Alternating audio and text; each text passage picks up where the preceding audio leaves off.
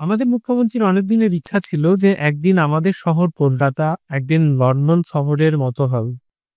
এখন লন্ডন শহরের মতো আমাদের শহর হয়েছে কি হয়নি সেটি আলোচনার বিষয়। তবে বেশ কিছু ইনডেক্স র‍্যাংকিং এ কিন্তু আমাদের শহর লন্ডন শহরকেও পেছনে ফেলে এসেছে।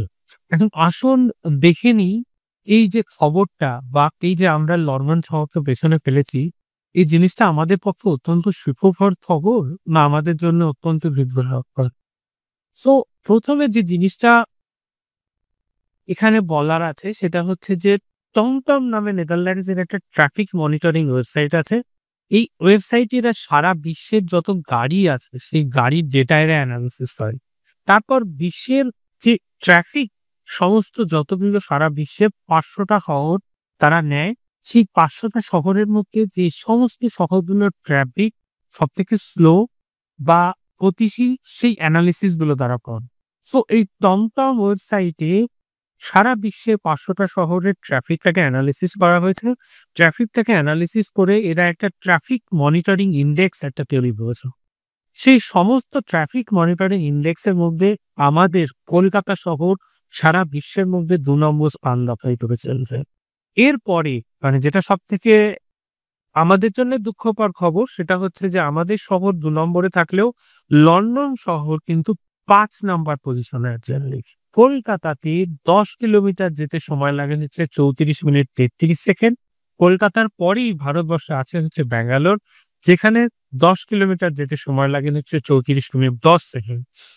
কলকাতাতে ঘন্টা প্রতি যদি আপনি গাড়ির গতিবেগ দেখেন তাহলে ঘন্টা প্রতি গাড়ির গতিবেগ হচ্ছে ৩৪-১৭.৪ কিলোমিটার। আর ব্যাঙ্গালোরে হচ্ছে ঘন্টা প্রতি যদি গতিবেগ আমরা দেখি তাহলে এই গতিবেগটা হচ্ছে ১৭.৬ কিলোমিটার।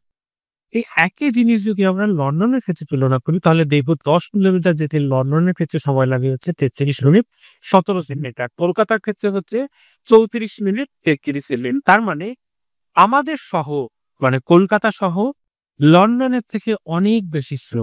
ভারতবর্ষের বাকি শহরগুলো যদি আমরা র‍্যাংকিং দেখি তাহলে আমরা দেখব অবশ্যই পুনে আছে।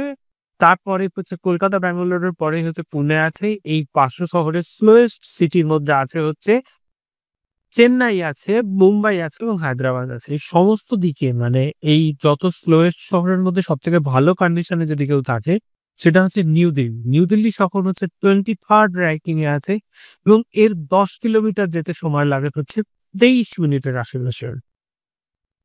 যদি আমরা গ্লোবালি বলতে যাই, গ্লোবালি বলতে গেলে কলম্বিয়ার পারানকুইলা বলে একটা শহর আছে। এই শহর হচ্ছে সারা বিশ্বের মধ্যে সবথেকে স্লোয়েস্ট শহর। এই শহরের গড় গতিবেগ হচ্ছে ১০.৩ মাইল প্রতি ঘন্টা। এই শহরে গড়ে ১০ কিলোমিটার যেতে সময় লাগে হচ্ছে ৩৭ মিনিট। সো এবার এই যে টমটম, এই টমটম এরা মেজারমেন্টটা কি করে করেছে? এই মেজারমেন্টের যদি আমরা প্রসেসটা দেখি তাহলে দেখব মেজারমেন্ট হচ্ছে মূলত এফসিডি ভিত্তিক। এফসিডি মানে হচ্ছে ফ্লোটিং কার্ড ডেটা। এই ফ্লোটিং কার্ড ডেটাতে এরা কি করে? মূলত জিপিএস ভিত্তিক একটা ডেটা এনালিসিস করে। মানে আমার আপনার শহরে যত গাড়িতে জিপিএস লাগানো থাকে, সেই জিপিএস এর ডেটা বা তথ্যগুলো তারা আ আ কালেক্ট করে। সেই কালেক্টেড জিপিএস এর ডেটাগুলো এনালিসিস করে তারা গ্লোবালি একটা ট্রাফিক মনিটরিং ইনডেক্স তারা তৈরি করে। এখন এই ট্রাফিক মনিটরিং ইনডেক্স যেটা তারা তৈরি করছে, এই ট্রাফিক মনিটরিং ইনডেক্স তৈরি করার ক্ষেত্রে মূলত ২ টো ফ্যাক্টরকে তারা কনসিডার করেন।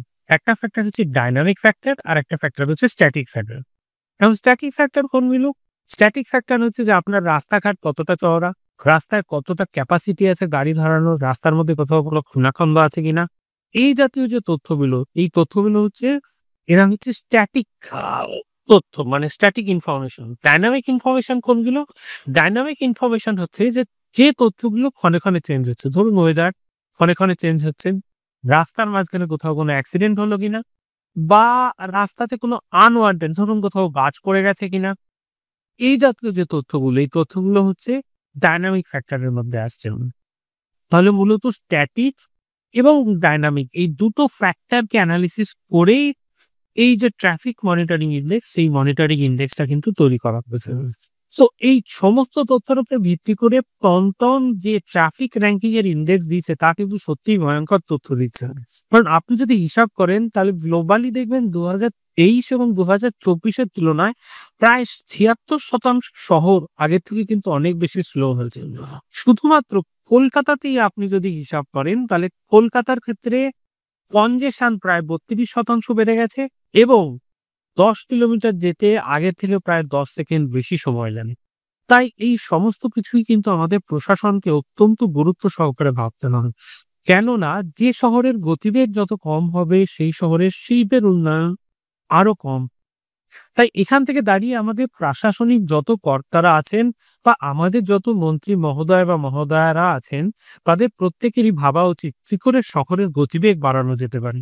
ও আপনাদের সকলের কাছে আমার রিকোয়েস্ট যে আপনারাও কমেন্ট বক্সে আমাকে জানাবেন যে আমাদের আশেপাশে যত শহর আছে সেই শহরের গতিবেগ আমরা কি করে বাড়াতে পারি। মানে কমেন্ট বক্সে জানাবেন যে কি করলে আমরা একটা শহরের গতিবেগ আমরা চেঞ্জ করতে পারি।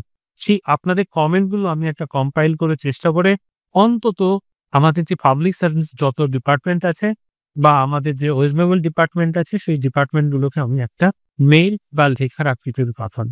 সকলে ভালো থাকবেন। Thank you so much.